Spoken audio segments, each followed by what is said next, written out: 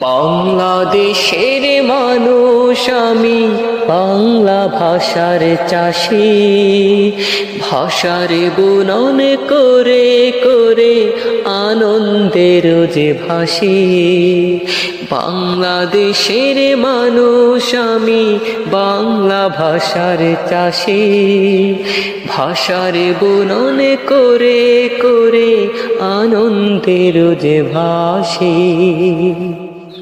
সুযোগ পেলেই কাব্য লিখে প্রকাশ করি ভাবের ভালোবাসা পাই পাঠকের, এটাই অংশ লাভের। সুযোগ পেলে কাব্য লিখে প্রকাশ করি ভাবের ভালোবাসা পাই পাঠকের, এটাই অংশ লাভের।